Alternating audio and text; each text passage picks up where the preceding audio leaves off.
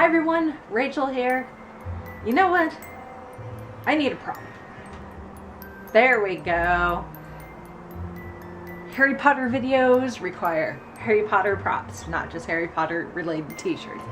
Anyway, hi everyone, Rachel here with a new video for you. And I thought, first off, I apologize for any quacking or honking you may hear. I have a pond outside my apartment, and at this time of night the geese and the ducks are very vocal about it being nighttime, but it's too humid to have the door shut. I need the fresh air, and I refuse to turn the air conditioning on because it's the middle of October.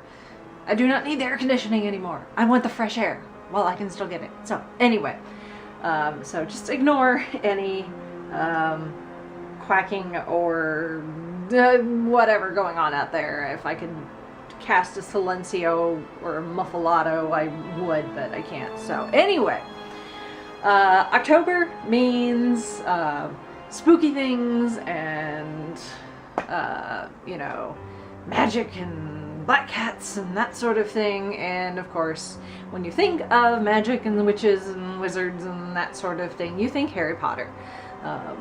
So I am going to do the Harry Potter tag. So this is a bunch of Harry Potter universe related questions, mostly books and movies. And I will try to answer them, I guess, as best as I can. So, as truthfully as I can.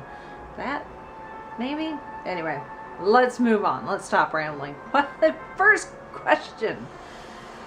First question. Favorite book? Really? Probably Sorcerer's Stone, just because that's the one that started it all. I did not start reading Harry Potter until book 3? Is that right? I think so.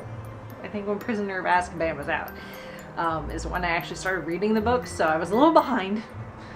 And I have really had no idea. I just knew that I had people that were reading it and talking about it, and thought I'd give it a try, and was immediately sucked in, and had read the first 3 books in a really short amount of time. And I think I had actually started reading right before Goblet of Fire was released. So I had to binge those and then pick up Goblet of Fire, and have been, you know, reading them ever since. So gotta start with where everything started, Sorcerer's Stone. I know, US, Sorcerer's Stone, it's Philosopher's Stone in the UK. Sorry, I'm American, it's Sorcerer's Stone. Anyway, next question. Least favorite book, Order of the Phoenix. That is an easy answer. It is the biggest of the book. I'm trying to reread the series and rewatch all the movies before we go to Universal in December when we go to Florida, and I am stuck in Order of the Phoenix just because the book is so big. Oh my god, it's so big. But I will persevere and finish, I hope. Next question. Favorite movie? Goblet of Fire. Just because it is, it's so different than all of the others. Except for probably Deathly Hallows, just because so much of it does take place with, you know, the Golden Trio outside of Hogwarts. But everything's so Hogwarts based. And obviously Goblet of Fire is 2. It's still set within, you know, the school year at Hogwarts, but because of the Triwizard Tournament, everything gets kind of switched around, and it's just a nice change of pace. Plus, you know, it's a kind of a game changer for Harry and the Wizarding world, because it sees Voldemort return to his corporeal body, and that causes a lot of problems. It's bad news. So, next question, least favorite movie, and I have the questions here, and I wrote down my answers, and that one is actually still blank because I don't know. I don't know if I really have a least favorite movie for any real reasons. I guess you could say I don't like the Deathly Hallows because it meant the end of the movie. And there's some character deaths, a lot of character deaths that I did not want to see come to fruition on the big picture. I guess if you consider those valid reasons for that being my favorite movie, then we'll go with Deathly Hallows both parts. Next question. Favorite quote. That is easy. Professor Dumbledore. Happiness can be found even in the darkest of times if one only remembers to turn on the light, which is a quote that I desperately need to remind myself quite often recently, just because of things going on both personally and just, you know, outside of my personal life, but still seem to affect me. And it's, you know, it's really easy to focus on the negative and let that consume you. And once that takes hold, it is really hard to get out of it. So trying to find the light and the positive is very, very important if you want to try to stay sane, I guess. At least that's how I feel some days, is, you know, I just really need to try to find that lightness, so that the darkness and depression don't completely take me over. That's probably depressing, sorry. Alright, next question. Favorite Weasley? Oh, it's a tie, I think, between the twins, Fred and George. Just because they are so different than the rest of the Weasleys. They're the jokesters, they're the pranksters, they're the ones that, you know, look for the fun, you know, with everything going on, with, you know, the madness with, you know, Ron being friends with Harry Potter and the craziness that comes with that, and, you know, the seriousness of, you know, Voldemort's return, and you know, Fudge being a prick essentially, and, you know, Umbridge, you know, they've always tried to find ways to have fun, you know, with their joke snacks and other things that they invented for Weasley's Wizarding Wheezies. So the twins, and probably Arthur Weasley, just because I just love how fascinated he is with everything Muggle, and I think he's a good reminder to never stop being curious about the world around you and things that are different and foreign to you and things you don't understand. So I love Arthur too. Favorite female character? Professor McGonagall. She's awesome. That Scottish brogue, her no-nonsense attitude. I love her. And Maggie Smith is, you know, if you're talking the movies, Maggie Smith is an amazing actress, and yeah, she's awesome. McGonagall. I love McGonagall. Favorite villain? Depends on your definition of villain. I mean, if you're gonna say actual villain, someone who's, you know, definitely bad, not someone like maybe Draco, who, you know, obviously was a bully and very misguided, and but eventually, you know, figured out that was not the best way to go about things, and eventually, you know, he and Harry came to an understanding at the very least. I don't think you can necessarily call him a villain. If you're talking actual, like, villain, like Voldemort villain, I would say Bellatrix Lestrange. She is so awful, but she's so just crazy and, you know, absolutely unhinged, but she's just so, you know, she just doesn't care, and, you know, and so free, and just, you know, she embraces her craziness. And you know, if she wasn't so dangerous, it'd almost be like, you go girl, you know, be yourself. But you know, obviously no, she would rather, you know, kill you than, you know, ask you to tea. But yeah, probably Bellatrix. Favorite male character? Oh, that's easy. Severus Snape. I love Snape. I know he is a very divisive character for a lot of people. Some people, they can't stand him, even once we found out that he was actually working for the Elite the entire time. You know, the things that he said and did to Harry and some of the other Hogwarts students, for some people it's just not forgivable. Me, on the other hand, yeah, I mean, it's not forgivable, some of the things he did, but I can kind of empathize and, yeah, empathize, not necessarily sympathize, but empathize with him, because he's so complicated, and J.K. Rowling did such a good job writing Snape to be so complicated.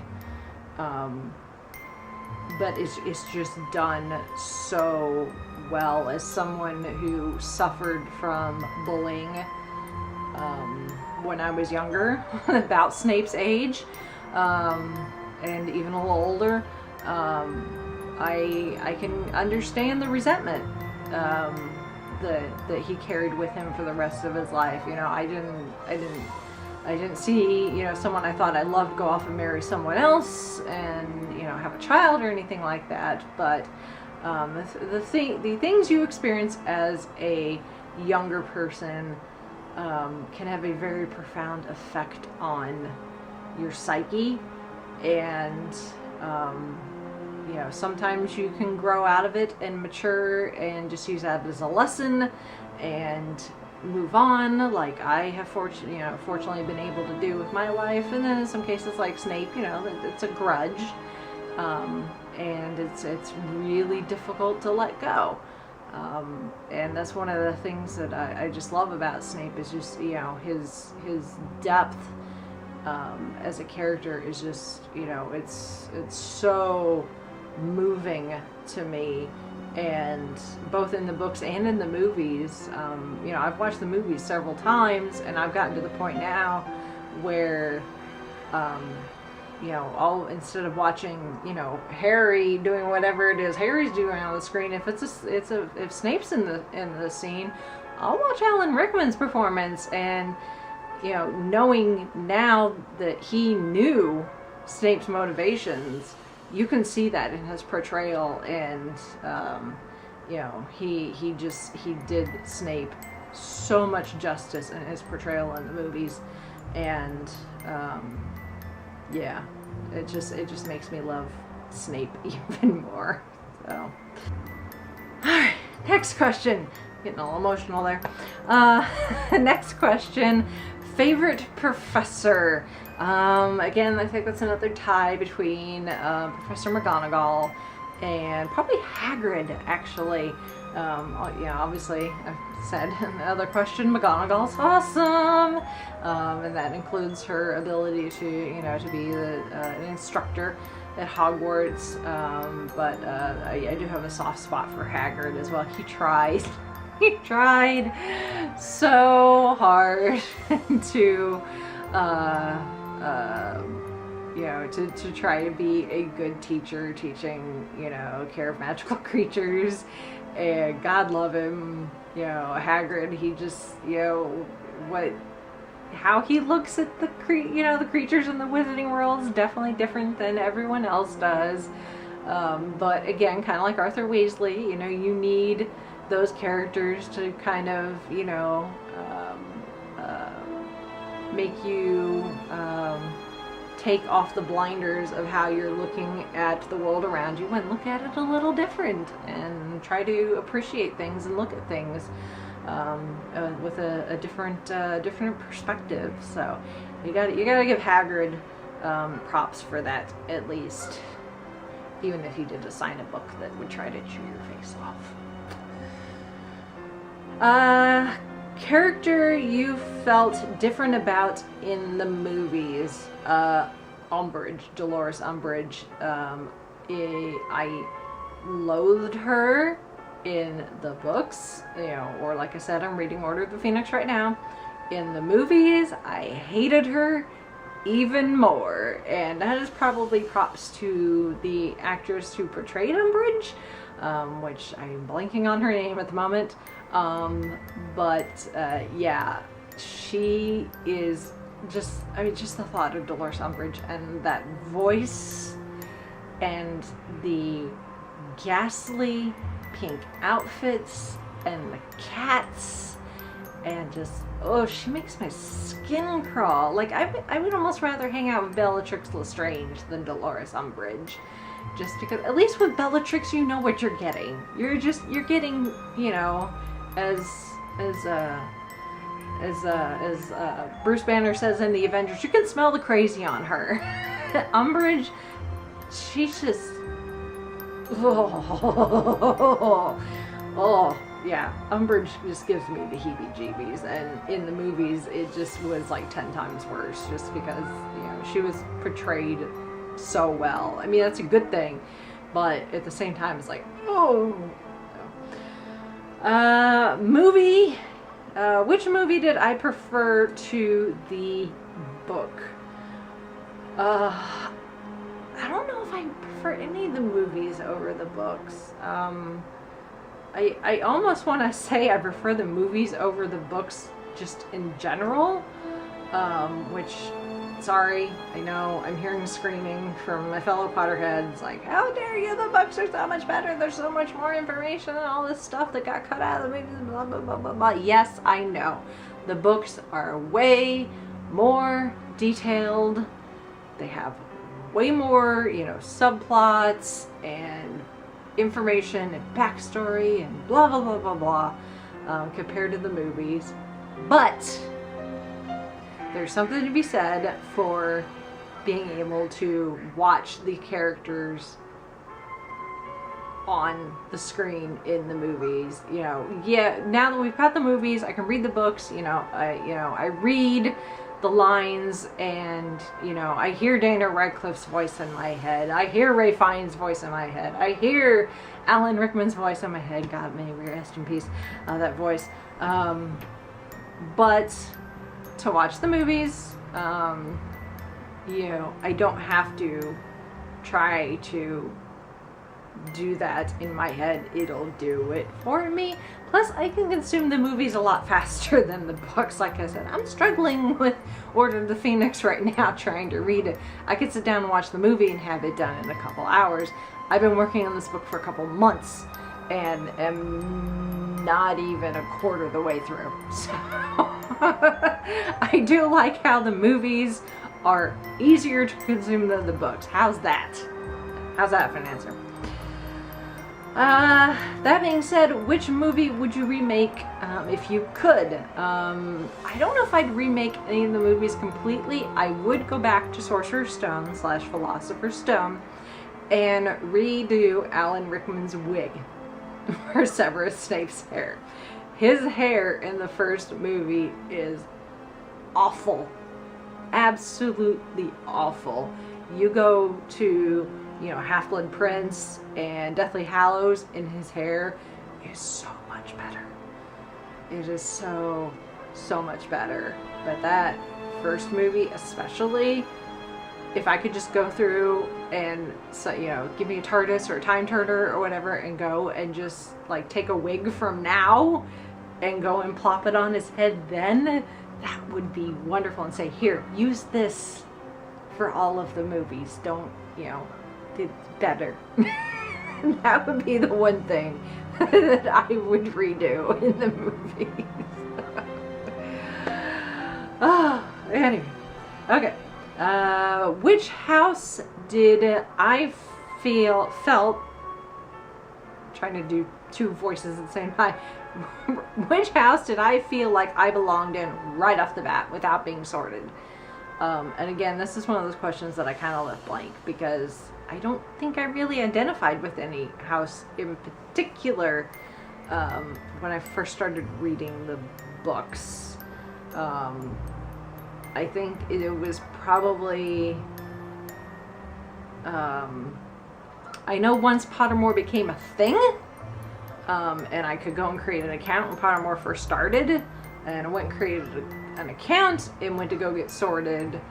I knew I wanted to be sorted into Slytherin, and it was, so yay! But at the very beginning, I didn't really identify with any particular house. I think it took me a little time, and I think a lot of that came from my love of Snape, actually. That I was like, oh, I'm going to be a Slytherin, and actually I've been sorted 4 times on Pottermore, because Pottermore keeps changing, and I had to create new accounts, and emails got hacked, so I'd have to create a new account, blah, blah, blah, blah. So I've actually been sorted 4 times in various incarnations of Pottermore, because it has changed a little bit, and actually I've been sorted in every single house once. So, but Slytherin was my first house, and I identify as a Slytherin, so I will not let anyone tell me otherwise. Thank you very much. Alright, next question. Favorite class at Hogwarts? Probably Charms. I think that would be my favorite, because I think it'd be probably the most useful. That or Potions. I think Charms would actually probably come easier to me. You know, being able to do, you know, simple spells and that sort of thing. Obviously Potions will be really helpful too, to, you know, create medicinal potions, and you know, I could really use a potion right now for these seasonal allergies that I've got going on. It's awful. But science was never really my strong suit. And especially chemistry. So I mean, just knowing how I did in, you know, Muggle school and how that would translate to Hogwarts, I would think, yeah, I would think Potions would be very useful, but I don't think I'd necessarily be that good at it. But I think Charms, I would really enjoy that, and Professor Flitwick is awesome. So. Most useful spell, summoning charm, Accio. That's pretty easy. One, because I'm lazy, so being able to get stuff without having to, you know, get off the couch would be fabulous. That, and, you know, maybe if I forgot something, you know, I get out of the car and realize, oh crap, I forgot my cell phone, I could just summon it. I wouldn't have to go all the way back inside. Or, you know, I could get that thing off the top shelf without having to get my husband to go get it because he's a foot taller than me. I could just summon it, and boom, measuring cup. Not that I cook, but anyway. So yes, the summoning spell, Accio, I think would be pretty useful. That, and being able to light the tip of my wand with Lumos would be fabulous as well. Having a light on you the entire time, that would be lovely. Character you think you would become instant friends with, Luna? As bookish as I am, I would think even Hermione would probably drive me a little nuts, at least early Hermione, being so bookworm and swattish. But Luna's just fabulous, and I would think Luna would want to be my friend too. We could go, you know, check for nargles and crumpled horn snork sacks. If you could have one of the Deathly Hallows, which one would it be? Probably the cloak of invisibility. I think that would be useful. I could wear it at, you know, when I'm sitting in my cube, and people would know I'm there, and I could take a nap when I get tired in the middle of the day. Maybe. They may wonder where I went. They could just think I'm in the bathroom, or went to lunch or something, but really I'm right there taking a nap. That would be fabulous. and I can sneak into movies. Not that I would do that. I would never use the cloak of invisibility to break any laws. I promise. I solemnly swear I am up to no good. Or something. What aspect would you change in the books? I'm not sure how to word this. And I think it's really in my mind right now, again, because I'm reading Order of the Phoenix. This is something that I really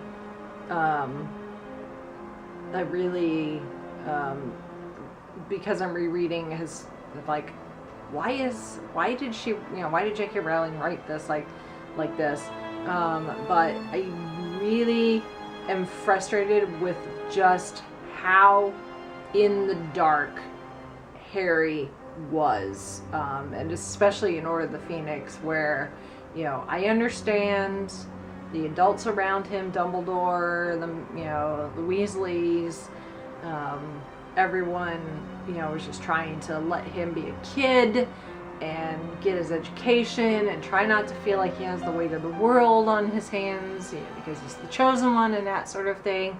But Harry made a lot of very dumb, impulsive decisions because people refused to tell him important information. And that is one of those tropey things that you see a lot in a lot of movies and TV shows. Like right off the top of my head, things like Once Upon a Time and like Arrow, shows like that, where, you know, here you have your main hero or protagonist, you know, Emma Swan or Oliver Queen or whatever, who don't tell other characters things because they're trying to protect them and don't want to hurt them, and don't want to worry them. Channeling my inner Chris Farley here, you know, don't want to disappoint them, don't want to disappoint them, that sort of thing. And, you know, in Harry Potter, it's the adults being the Oliver Queens and the Emma Swans to Harry being, you know, Henry, or, you know, the rest of Team Arrow or whatever, you know, keeping them in the dark for what they deem are righteous, or, you know, I don't know what the word is, but, you know, it's just one of those things. It's like, yeah, you know, Harry was a kid, and yes, he, you know, needed to get his education, but, you know, by book 5, he's already faced Voldemort several times. He knows that there is a threat. You know, he knows that things are happening and very dangerous things are happening. And there are things that he probably, if he had known, he would have made different decisions, and things would have turned out differently for some characters, aka Sirius Black would probably still be alive. And that's not Harry's fault, that is other people's fault, especially Dumbledore. Dumbledore, yes, he's a very powerful wizard. He's the one wizard that Voldemort was ever afraid of, but the man was an idiot. Seriously. His doing everything for the greater good and manipulating people and keeping people in the dark and withholding information. Oh my God. Like I said, it's a trope that you see a lot, and I'm getting sick of it. I'm really getting sick of it. So, authors, TV producers, writers, whatever, you know, TV writers, keep that in mind. I know it's a good way to create tension and intrigue and suspense and that sort of thing, but seriously, give your character some credits and realize that if they're not completely blind about things, that they may be smarter and may be able to handle things better than you think. Rant. Anyway, next question.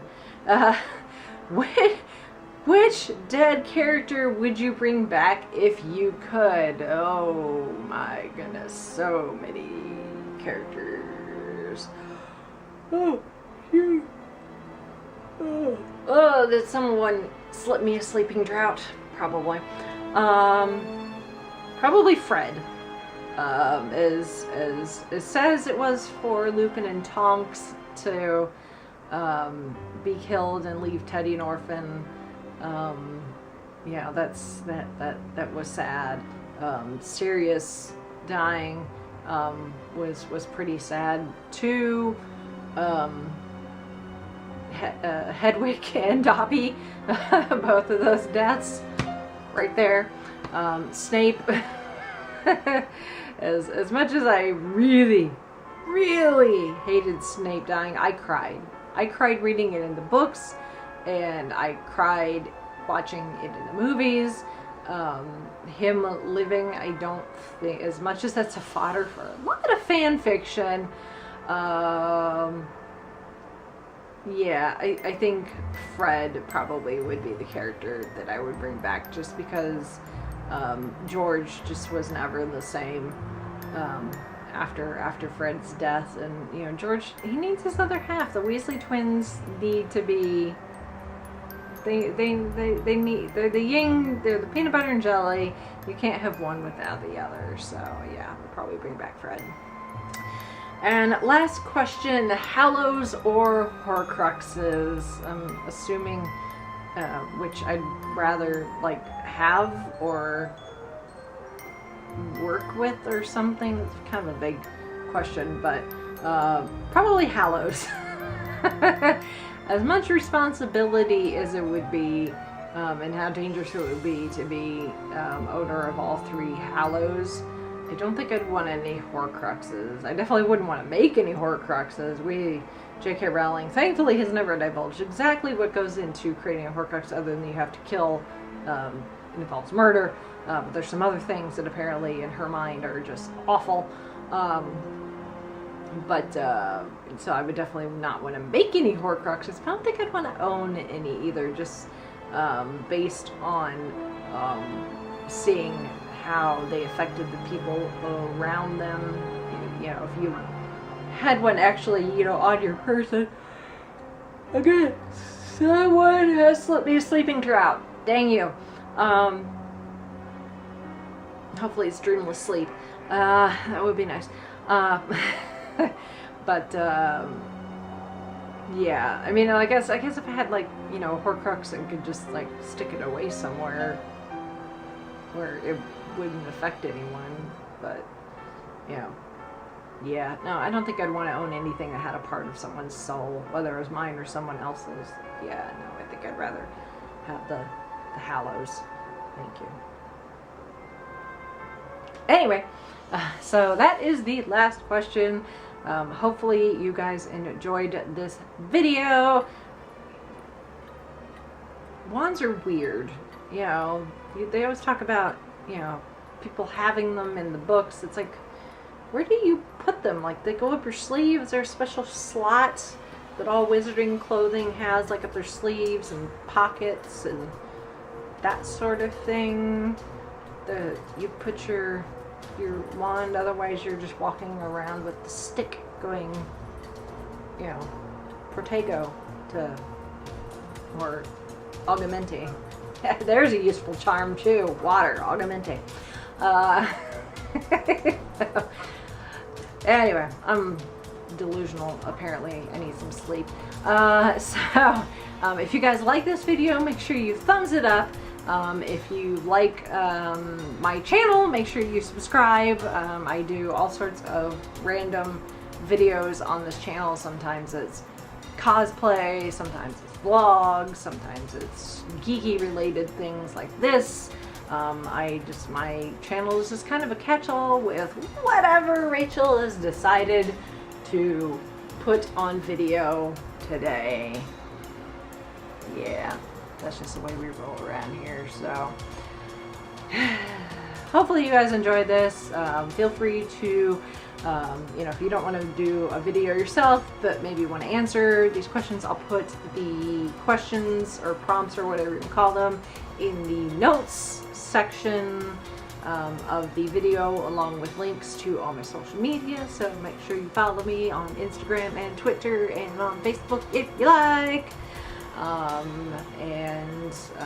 will talk to you guys next time. Bye!